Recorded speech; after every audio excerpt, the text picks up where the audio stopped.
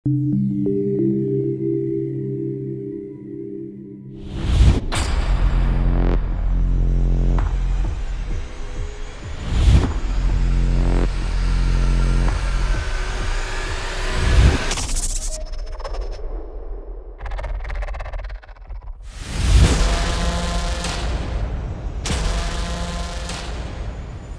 ိတ်မကောင်းစရာသတင်းတွေကကျွန်တော်တို့ရဲ့ဘေးပတ်ဝန်းကျင်မှာအဆက်မပြတ်ဖြစ်ပေါ်နေပါတယ်။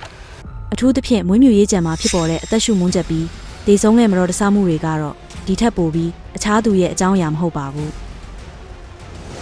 အဖြစ်အများဆုံးကတော့မစင်တန့်စင်ရှင်းလင်းရေးအပိုင်းအားလုံးဆောင်စစ်တွင်ဖြစ်ပေါ်လျက်ရှိပါတယ်။အနံဆိုးများဖယ်ရှားရန်ဒါမှမဟုတ်တန်ရှင်းရေးလုပ်ရန်အတွက်သတိမမူပဲဝင်သွားရာကနေဖြစ်ပေါ်တဲ့မတော်တဆမှုတွေကထက်ခါဖြစ်နေပါတယ်။ဒီအလုံးပိတ်နေရရဲ့အနာရယ်မှစာပြီးလူကြီးမင်းတို့၏အသက်ကိုကယ်တင်နိုင်သောကြိုတင်ကာကွယ်သည့်နည်းလမ်းများကိုအသေးစိတ်ရှာကြည့်ကြည့်ပါမယ်။အလုံးပိတ်နေရဆိုတာကတော့မိုးရေတိုးလောင်ကန်ရေးဆိုးတိုးလောင်ကန်အမိုက်တရိုက်တိုးလောင်ကန်မိလာကန်တရိတ်ဆန်စာတိုးလောင်သောတိုင်ကြီးတကယ်တို့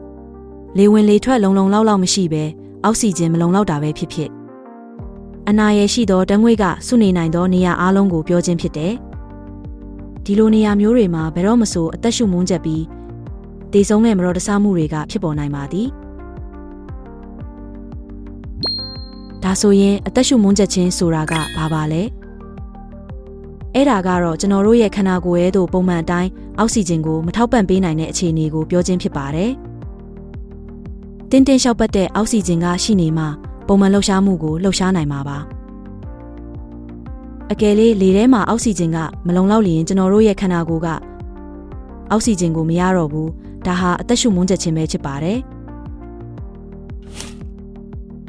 လေထုထဲတွင်အောက်ဆီဂျင်ပါဝင်မှုနှုန်းက18ရေအောက်မှစပြီးအသက်ရှူချက်ခြင်းဆိုင်ရာအနာရယ်စပြုပြီး16ရက်မှအောက်ရောက်လျင်အသက်ရှူခြင်းနှင့်သွေးခုန်နှုန်းတိုးလာခြင်းခေါင်းမူခြင်းပြိုခြင်းကိုခံစားရပြီး10ရေအောက်ရောက်လျင်သတိမေ့ခြင်းတို့အောအန်နိုင်ပြီးရှစ်ရေအောက်ရောက်လျင်ချက်ချင်းဆိုသလိုပင်မေလဲနိုင်ပြီး8မိနစ်အတွင်းသေဆုံးနိုင်ပါတယ်။အသက်အားကယ်တင်နိုင်ပါတော့ညာလဲဘာသာစကားဆိုင်ရာချိုးတဲ့လေမတန်ဆွမ်းခြင်းခန္ဓာကိုယ်လှုပ်ရှားမှုပုံမှန်မဟုတ်တော့မတန်ဆွမ်းခြင်းအမြင်အာရုံဆိုင်ရာချို့ယွင်းခြင်းထင်အောင်ထင်မှတ်မှားခြင်းမကြာခဏအမေ့လျော့ခြင်းအကျင့်စရိုက်ဆန်းပြလာခြင်းစသည့်ပြင်းထန်သောနောက်ဆက်တွဲဆိုးကျိုးများကြန့်ရှိနိုင်ပါသည်။မွေးမြူရေးကြံတွင်အထူးသတိပြုရမည့်အနာရယ်ရှိတငွေ့ချစ်သည့်ဟိုက်ဒရိုဂျင်ဆာလာဖိုက်တငွေ့သည်သက်ရှိအော်ဂဲနစ်မှပုပ်သိုးပျက်စီးသောအဆင့်တွင်တဘာဝအားဖြင့်ဖြစ်ပေါ်လာသောအစိမ့်ငွေ့အဖြစ်ပြင်းအားအနှိမ့်တွင်ကြက်ဥပုပ်အနံ့ထွက်ပြီးပြင်းအားမြင့်လာပါကအနံ့ခံအာယုံကိုထုံထိုင်းစေပြီးအနံ့ကိုအာယုံခံနိုင်စွမ်းမရှိတော့ဘဲဖြစ်ပါမယ်ဟိုက်ဒရိုဂျင်ဆာလာဖိုက်သည်လေထုထက်လေးလံတဲ့အတွက်ကြောင့်မိလာတန့်စင်ကန်အမိုက်တရိုက်တိုးလောင်ကန်ရေဆိုးထုံမြောင်းလူဝင်ပေါက်တကဲ့သို့နှိမ်သောနေရာသို့အလုံးပိတ်နေရာများတွင်အလွယ်တကူစုဝေးတတ်ပါတယ်ပြီးတော့10တလုံးပဲကြော်ရင်အောင်မျက်လုံးနဲ့အသက်ရှူလမ်းကြောင်းတွင်ပြဿနာဖြစ်စေပြီး150တလုံးအထက်ဆိုပါလျင်အနံ့ခံအာယုံဆုံးရှုံးစေပြီး600တလုံးအထက်ဆိုပါလျင်တစ်ခေါက်နှစ်ခေါက်အသက်ရှူယုံဖြင့်သတိလက်မေ့ခြင်းသို့မဟုတ်အသက်သေဆုံးခြင်းကိုဖြစ်ပေါ်စေနိုင်ပါတယ်။ရာသီဥတုပူချိန်တွင်မစင်သက်ပြုခြင်းမြန်ဆန်လာရဲ့ဟိုက်ဒရိုဂျင်ဆာလာဖိုက်ထွက်ရှိမှုတိုးလာသောကြောင့်နွေရာသီတွင်လေဝင်လေထွက်လုပ်ခြင်းဓာတ်ငွေ့တိုင်းနာခြင်းစသဖြင့်ဘေးအန္တရာယ်ကင်းရေးစီမံခန့်ခွဲမှုအားပိုပြီးတော့တည်တည်ကြကြလုပ်ရမည်ဖြစ်သည်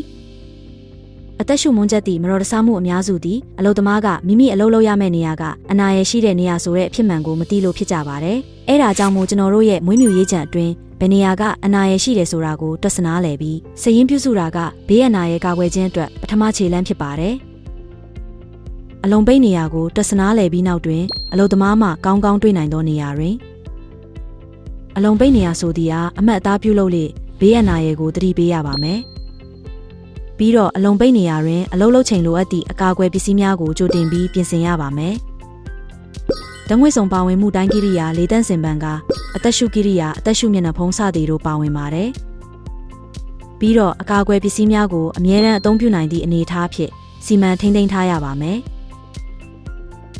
ထပ်ပြီးတော့အသက်ရှူမွန်းချက်ချင်းဘေးအန္တရာယ်ရှိသည့်နေရာတွင်အလုပ်လုပ်သည့်အလုပ်သမားနှင့်ကြီးကြပ်သူတို့ကိုရေရှည်အားဖြင့်ဘေးအန္တရာယ်ကင်းရေးပညာပေးခြင်းနှင့်လေ့ကျင့်ရေးသည်မရှိမဖြစ်လိုအပ်ပါတယ်။ဓာတ်ငွေ့ပါဝင်မှုတိုင်းကိရိယာအသုံးပြုခြင်းနှင့်လုပ်ငန်းခွင်ပတ်ဝန်းကျင်နှင့်ပတ်သက်သောအခြေအနေမတော်တဆမှုဖြစ်စဉ်အရေးပေါ်ကုသမှုနှင့်အရေးပေါ်ကယ်ဆယ်ရေးနယ်လမ်းအကာအကွယ်ပစ္စည်းတစ်ခုချင်းစီတက်ဆင်ပုံနှင့် အသုံးပြုသည့်နေလန်းစသည့်အကြောင်းအရာများပါရှိရပါမယ်။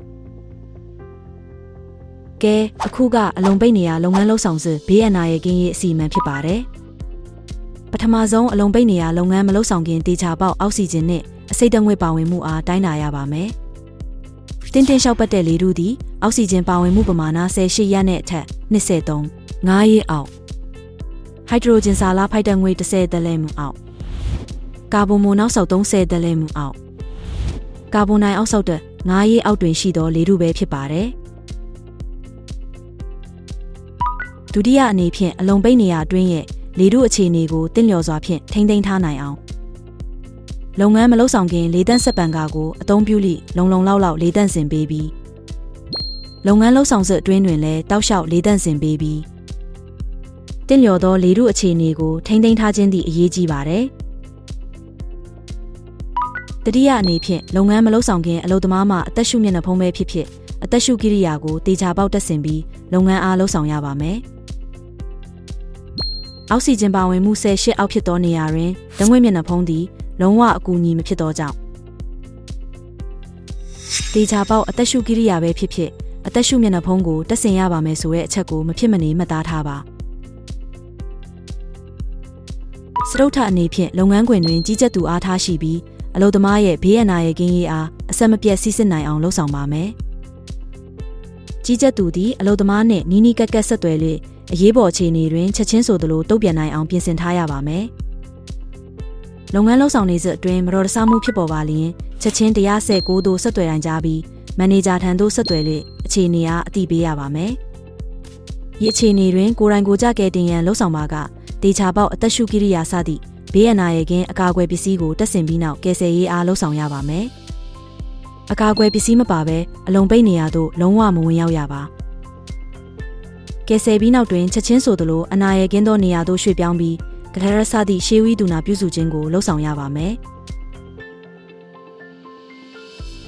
လုပ်ငန်းလှုပ်ဆောင်ပြီးနောက်တွင်အသုံးပြုထားသောအကာအကွယ်ပစ္စည်းများကိုစစ်ဆေးပြီးနေရာတကျပြန်ထားရပါမယ်။ပြီးတော့အလုပ်သမားရဲ့ကျန်းမာရေးအခြေအနေကိုစစ်ဆေးပြီးမူးဝေခြင်းခေါင်းမူးကောင်းကိုက်ခြင်းပြုခြင်းစသည့်လက္ခဏာများမရှိဘူးလားဆိုတာကိုစောင့်ကြည့်ခြင်းသည်အရေးကြီးပါတယ်။အသက်ရှူမွန်းချက်ခြင်းဘေးအန္တရာယ်ကာကွယ်ခြင်းအတွက်လုပ်ငန်းခွင်ဘေးကင်းရေးနှင့်ကျန်းမာရေးအေဂျင်စီတွင်ဓာတ်ငွေ့ဆောင်ပါဝင်မှုတိုင်းကိရိယာရွေးရှားလေတန့်စင်ပန်ကသက်ရှူမျက်နှာဖုံးစသည့်မရှိမဖြစ်လိုအပ်သောဘေးအန္တရာယ်ကင်းအကာအကွယ်ပစ္စည်းကိုအခကြေးငွေမယူဘဲထားရန်ပေးနေပါတယ်။အလုံပိတ်နေရလုပ်ငန်းသည်ရေရှည်အားဖြင့်အန္တရာယ်ကင်းရေးပညာပေးခြင်းနှင့်မွေးမြူရေးကြံပိုင်ရှင်နှင့်အလုပ်သမားတို့၏ကိုယ်တိုင်ကိုယ်ကျပူးပေါင်းပါဝင်မှုပြီးလျင်ဘေးအန္တရာယ်ကင်းလှုပ်ဆောင်မှုအဆင့်ဆင့်ကိုလိုက်နာမယ်ဆိုပါလျင်ထိခိုက်ဒေဆုံးမှုအားလုံလောက်စွာကာကွယ်နိုင်ပါတယ်။ဒါပေမဲ့လူတိုင်းကအမြဲတမ်းလုပ်တယ်လို့မျိုးမဟုတ်မှလွဲရောငါစီမှာဒီလိုမျိုးကိစ္စကဖြစ်ပါမလားခဏလေးရပဲကိုရမှာပါဆိုရဲစိတ်ချတဲ့အတွေးကနေမတော်တဆမှုကစတင်ပါတယ်။လောကကြီးတွင်အလှပဆုံးသောဂတိအဲ့ဒါကတော့ဘေးကင်းရေးစည်းကမ်းများကိုလိုက်နာခြင်းပဲဖြစ်ပါတယ်။